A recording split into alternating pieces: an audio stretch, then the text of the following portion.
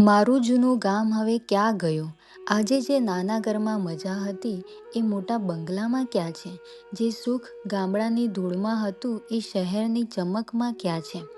ગામડા પણ હવે ગામડા જેવા રહ્યા નથી. જૂના ઘર તૂટ્યા અને સાથે એક જૂની મજા પણ તૂટી ગઈ. પહેલાં માટીના લીંપણવાળા ઘર હતા. તળિયા એવા ઠંડા કે ઉનાળામાં પણ શાંતિ આપતા. હવે ટાઇલ્સના ચમકદાર ઘરો બન્યા, પણ એમાં પહેલાં જેવી ઠંડક ક્યાં રહી?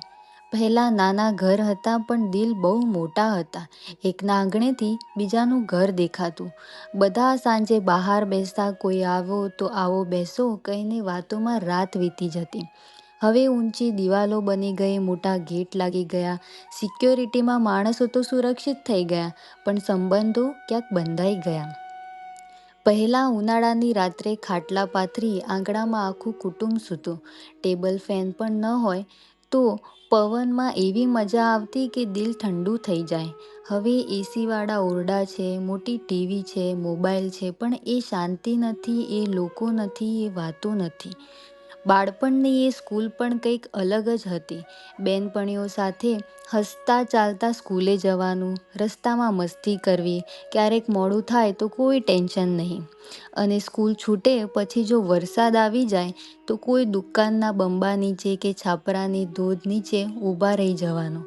પછી વરસાદ થોડો ધીમો પડે એટલે છબછબિયા કરતા પાણીમાં ચાલતા ઘરે આવવાનું. કોઈ ટેન્શન ન હતું, કોઈ ડર ન હતો. મમ્મી પણ એટલું જ કહેતી, ભીંજાઈ ગયા, ચાલો કપડાં બદલી લો, બસ એટલામાં વાત પૂરી. એ દિવસોમાં મોજ હતી, હાસ્ય હતું, સાચું બાળપણ હતું. કાગળની હોડી બનાવવાની, પાણીમાં તરતી મૂકવી અને એ નાની હોડી દૂર સુધી જાય તો એવી ખુશી થતી જાણે દુનિયા જીતી લીધી. આજના બાળકો પાસે બધું છે, મોબાઈલ, ગેમ, એસી, મોટા સ્કૂલ, પણ એ વરસાદમાં ભીંજાવાની મજા નથી, એ રસ્તાની મિત્રતા નથી, એ નિર્દોષ બાળપણ નથી. આજકાલ એ સાચા ગામડા હવે ક્યાં જોવા મળે છે? ગામડાની ગલીઓ તો હજુ છે, પણ એમાં જીવતો જીવ હવે રહ્યો નથી. બધા લોકો શહેરો તરફ દોડવા લાગ્યા. નોકરી, ધંધો અને સંસારની દોડમાં એટલા વ્યસ્ત થઈ ગયા કે ગામડા ધીમે ધીમે ખાલી પડવા લાગ્યા.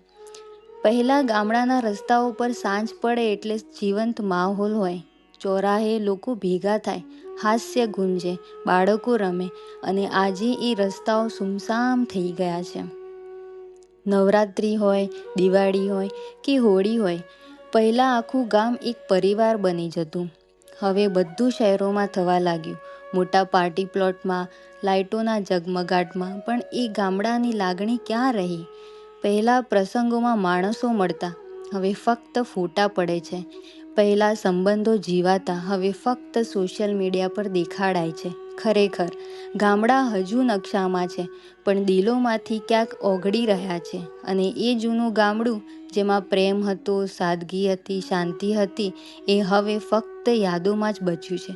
જૂના દિવસો કદાચ ગરીબ હતા, પણ દિલથી બહુ અમીર હતા.